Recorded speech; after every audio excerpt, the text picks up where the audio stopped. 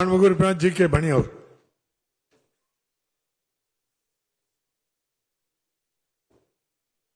மாண்புமிகு பேரவைத் தலைவர் அவர்களே, தேனினும் இனியனர் செந்தமிழ் மொழியே என்று தொடர்ந்து பாடி வந்த இந்த காலகட்டத்தில் உலகின் மூத்த மொழி, கல் தோன்றி மண் தோன்றா காலத்தை முன் தோன்றிய மூத்த தமிழ்குடி என்ற பெருமை மிக்க மொழி உலகின் மூத்த மொழியாக இருக்கிற இந்த காலகட்டத்தில் தாய் தமிழ்நாடு என்று பேசுகிற தமிழ்நாட்டில் மும்மொழி கொள்கை என்பதை ஏற்புடையது அல்ல என்பதை முதல் பாட்டாளி மக்கள் கட்சியின் சார்பிலே தெளிவாக நான் வலியுறுத்த விரும்புகிறேன்.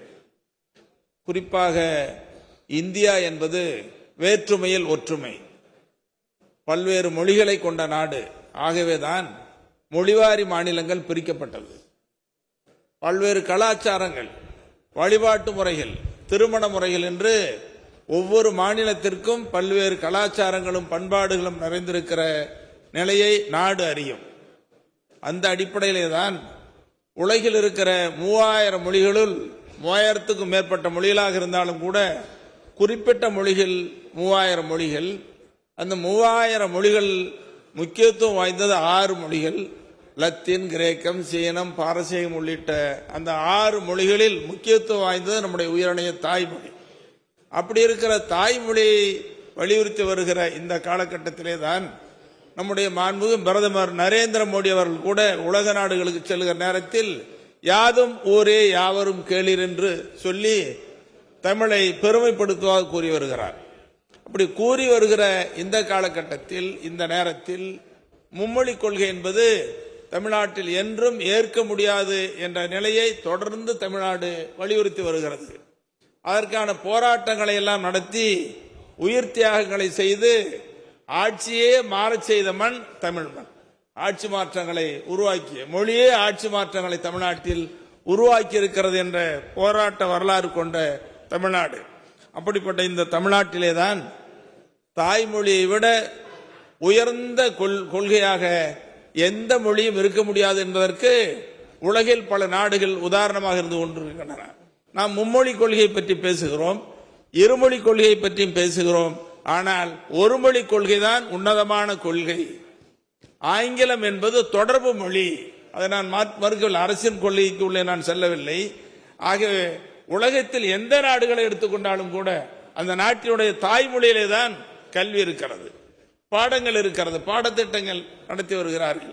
அந்த அடிப்படையில் நாங்கள் கூட அதிக நேரம் பேச விரும்பவில்லை.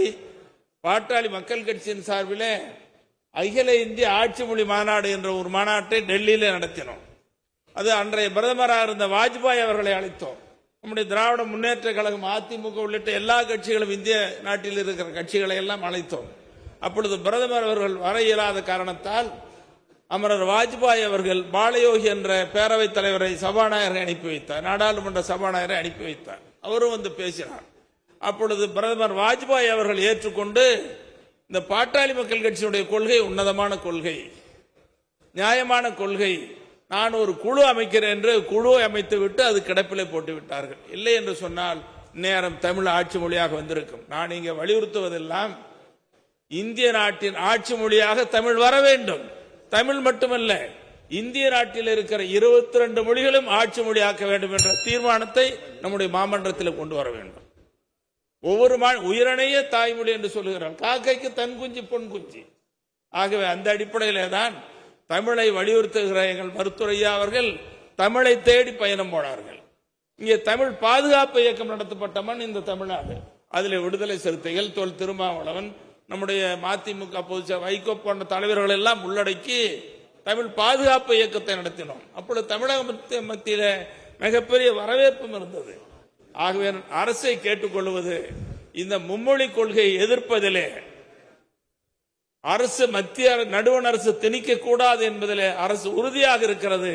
ஆகவே தமிழக அரசினுடைய உறுதித்தன்மைக்கு, முதலமைச்சர் அவர்கள் எடுத்திருக்கிற நிலைப்பாட்டுக்கு பாட்டாளி மக்கள் கட்சி மொழிக் கொள்கையில் உறுதியாக இருக்கும் என்ற அந்த நிலைப்பாட்டை தெரிவித்து மீண்டும் நான் அரசை வலியுறுத்துவதெல்லாம், இங்கே இந்தியாவில் இருக்கிற, அப்பொழுது பாரதி கூட பாடினார் 18 முகமுடையாள் என்று பாடினார். இப்பொழுது 18 22 மொழியாக இருக்கிறது.